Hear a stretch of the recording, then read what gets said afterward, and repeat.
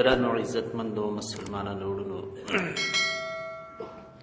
د الله عزوجل د مقدس کلام قرآن کریم څخه یو آیت مبارکه ستاسې مخ ته تلاوت سو. د جناب رسول الله صلی الله علیه وسلم د مبارکو احادیثو څخه یو حدیث شریف چې امام بیهقي رحمه الله په خپل کتاب شعب الایمان کې او امام احمد ابن حنبل رحمه الله په خپل کتاب مسند احمد کې ذکر کړی دی، ستاسې مخ ته نقل سو. د الله عزوجل شکر به ادا کو چې په داسې وخت دور کې بیا هم چې دا د الله عزوجل د کتاب آیاتونو خور د الله عزوجل د کتاب د آیاتو په مفهوم سره خلاصېږي. یو وخت زمانه به داسې پر دې امت راځي چې قرآن به د سینو څخه پورته کېږي، ختم، او فتنې او فسادونه به راځي. دغه حالت به بیا پر سترګه رانجه کوي، ورځ تر بلې بدتره. په دنیا کې یو مقصد ته رسېدل او یا په یو مقصد کې ناکامه پاتې کېدل مختلف وجوهات لري. کله چې یو مقصد معلوم وي، تر دې مقصده پورې چې کومه لار ځي هغه لار معلوم وي، او بیا هغه مقصد لاسته راوړل اسانه وي، مشکل او دشوار نه وي. د دغسې اسانیو باوجود که یو څوک راولاړېږي دا مقصد نه حاصلوي، د دې معنا دا ده چې دا یو سست انسان دی، دا یو ټنبل انسان دی. څومره ښایسته خبره، مقصد هم معلوم دی، لار هم معلومه ده، هلته چې ورسې هغه مقصد راخیستل هغه حاصلول هم معلوم دی. لیکن مشکلات هغه وخت مخته راځي چې د یو چا مقصد نه معلوم، چې خدایه زه اوس څه وکړم. ځینې وختونه مقصد معلومي، خو دا مقصد ته لاره پیدا کول نه معلوم. ځینې وختونه لاره هم معلومه وي، خو هغه مقصد لاسته راوړل مشکل وي. نو دغه بیا مشکل صورت دی. یو سړی مریض دی، د ناجوړي کس، د مریض کس د ناکامۍ اسباب څه دي؟ یا خو به دی ځکه مریض وي چې دته دا صحت چندانې مقصد دی نه، دته صحت نه دی پکار. یو څوک چې ناجوړی وي او دی دوا نه کوي، د دې مطلب دا دی چې دته صحت مقصود نه دی. ځینې کسان ناجوړي مریضان یې، خپل صحت هم ورته مقصود وي، زه باید جوړ بدن ولرم، لیکن په هغه طریقې د مقصد نه پوهېږي. د علاج معالجې طریقه یې نه ده زده. خدایه کندهار ته ولاړ شم، کوټې ته ولاړ شم، کراچي ته ولاړ شم، چیرې ولاړ شم. ځینې وختونه یو سړی په دغه هم پوهېږي چې صحت ښه شی دی او د علاج معالجې طریقه یې هم ورمعلومه ده، او دی کولی شي چې پر یو ښه طبیب باندې هم پېښ شي، خو دا کار دی نه کوي. په دې درو صورتو کې دی سړی ناکامه دی. یو څوک چې مریض یې دوا نه کوي، دا هم ناکامي ده. قطع نظر د توکل سره هغه ځان ته معامله ده. یو څوک چې صحت مقصود لري لیکن په علاج معالجې نه پوهېږي، دا هم ناکامي ده. یو څوک په علاج هم پوهېږي چې ولاړ شه کراچي ته، هندوستان ته، پاکستان ته، پاکستان ته ولاړ شه، لیکن بیا هم نه کېده، سړی هم ناکامه دی. نو اصل مقصود ته راځم. الله عزوجل چې کوم دین موږ ته نازل کړی دی، کوم شریعت یې موږ ته راکړی دی، په دې کې دا درې سره طریقې وساتي. زموږ مقصد معلوم دی، د الله عزوجل بندګي. وما خلقت الجن والانس الا ليعبدون، دا مقصد دی. مقصد معلوم دی چې تاسې ما د عبادت لپاره پیدا کړی. دکانداري، کسب، تجارت، کاروبار، اولاد، ښځه، بچان، دا طبعي و ضمني شان دي. مقصد د الله رضا ده، او مقصد ته لاره معلومه ده. لاره چی شته؟ کتاب و سنت.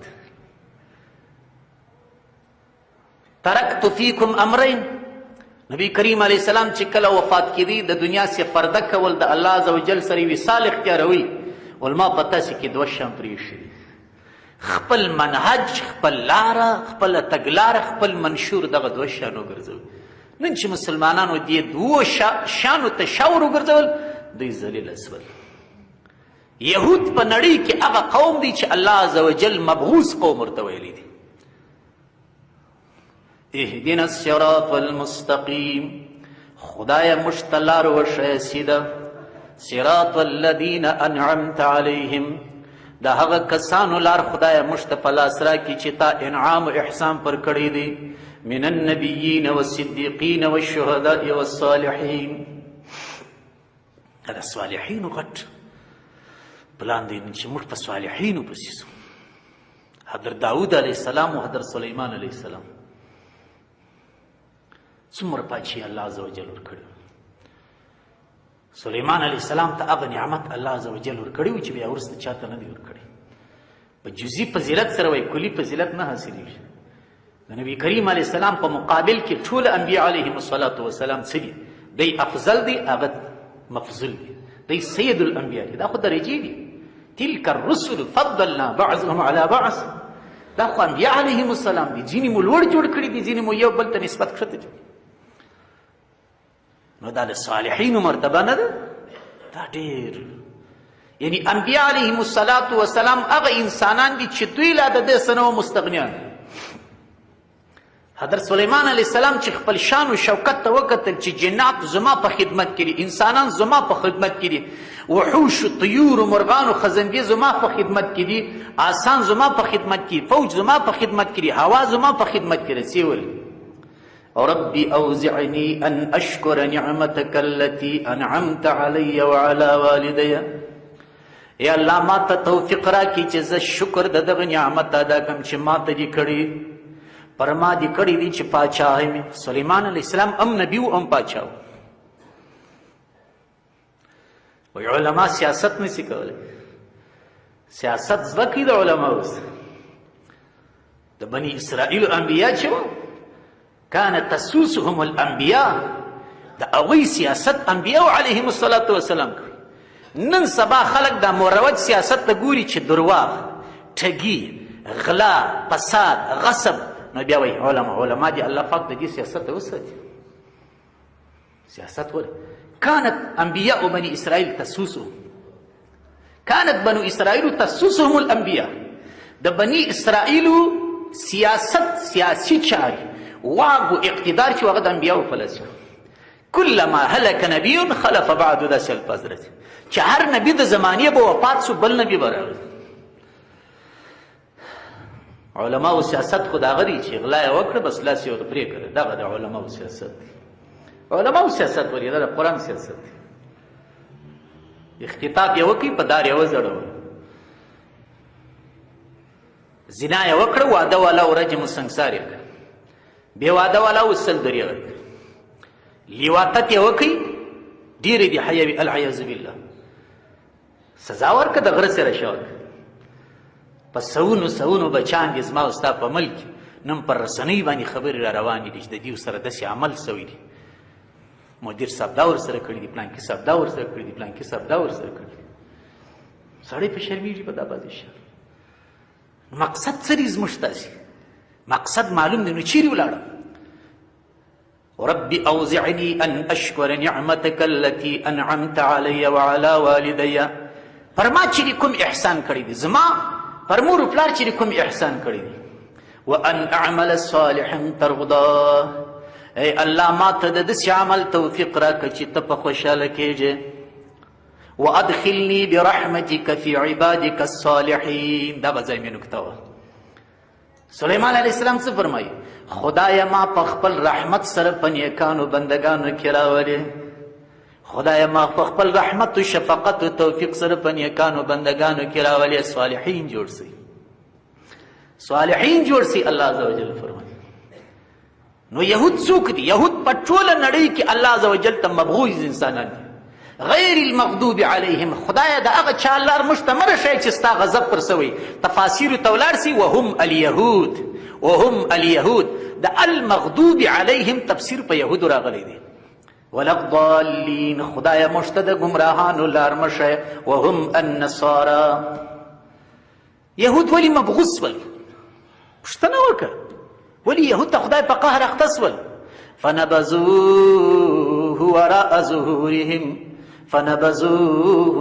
ظهورهم الله عز وجل اسمانی کتاب تورات ورکی چې واخی حلال و حرام پکشی دی، روا و ناروا پکشی دی. فنبذوه وراء ظهورهم دوی پسی پشت غرزوی شاتی و غرزوی چیز مړ نه دی وکار.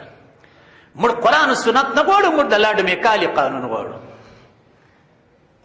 فنبذوه وراء ظهورهم. نو اوس ګوره زموږ تصیر مقصد عبادت دی که نه دی؟